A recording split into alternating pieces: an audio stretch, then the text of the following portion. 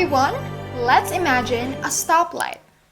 Red means stop, green means go, and yellow means slow down. Well, we also have these kinds of signs when it comes to writing, giving us a heads up of what we should do next. In this vlog, we're going to talk about the importance of mechanics that describes the technical aspects of writing. Just like the stoplight, this will serve as our guide in these 5 most important aspects: capitalization, punctuation, spelling, subject-verb agreement, and paragraphing. Now, let's find out the what, why, and when of these aspects. Now let's talk about capitalization. What? Capitalization means using capital or uppercase letters. Why? Because it's the only difference between helping Uncle Jack off a horse and helping Uncle Jack off a horse.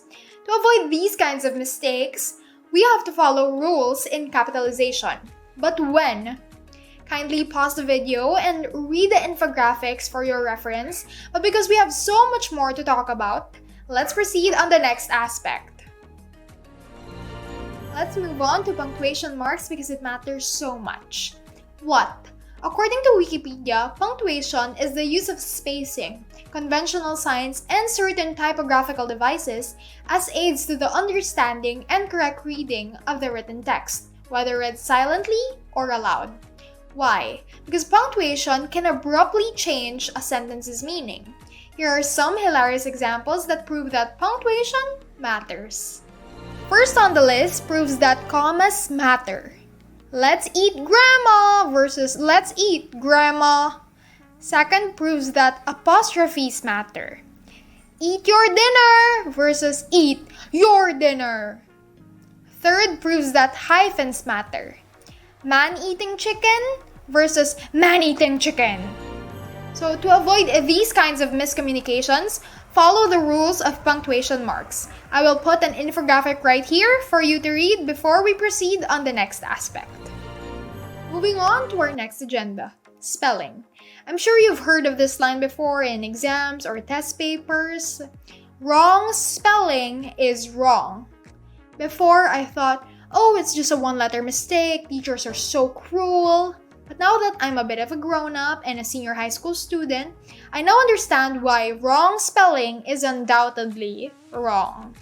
What? The meaning of spelling is forming of words from letters according to accepted usage. Why? Because spelling affects communication, just like this example right here. Employees must wash hands before leaving. It should be leaving, not living. 2 words may sound the same but have different meanings. Leaving means going out, that is correct, and living means existing in the world. Imagine committing spelling mistakes when giving instructions like this or in a text-type debate.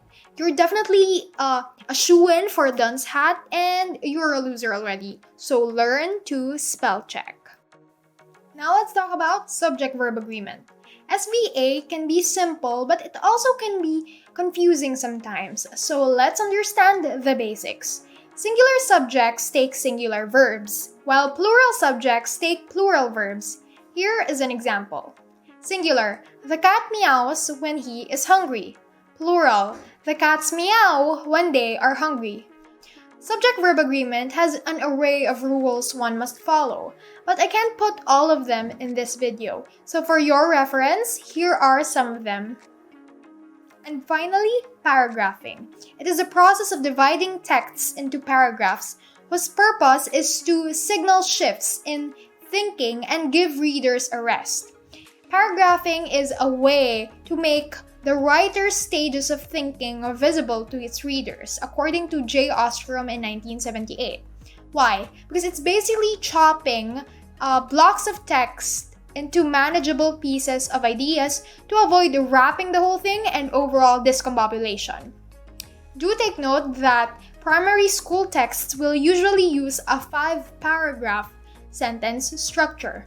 The first paragraph is the introduction. The second, the third, and fourth paragraph are to provide points on the topic, and the 5th paragraph is for the conclusion.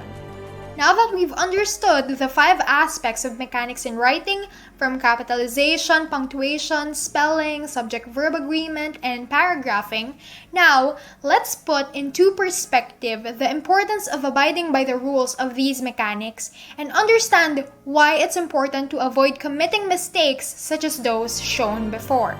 First and foremost, it affects communication. Good grammar facilitates communication and avoids miscommunication.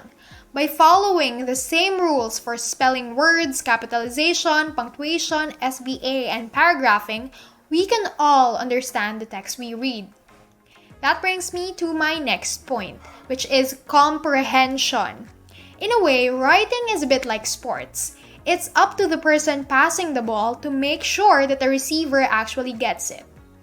Third, it can affect your future. Let's face it, university applications and job resumes littered with grammatical errors don't make it very far. Fourth, it helps avoid distraction. Poor grammar distracts the reader or listener and they lose focus. It's hard to read a text for comprehension when it's full of grammatical errors. Fifth, impressions last. Errors in spelling words, capitalization, punctuation, SVA, and paragraphing can make you feel stupid and also make you look stupid, leaving a stained impression on your teachers, colleagues, friends, and family. And you might also lose a tiny bit of that respect and make yourself seem unreliable. So please, do yourself a favor and study these mechanics for you to not look stupid and feel stupid at the same time. Thank you and see you on my next vlog. Bye!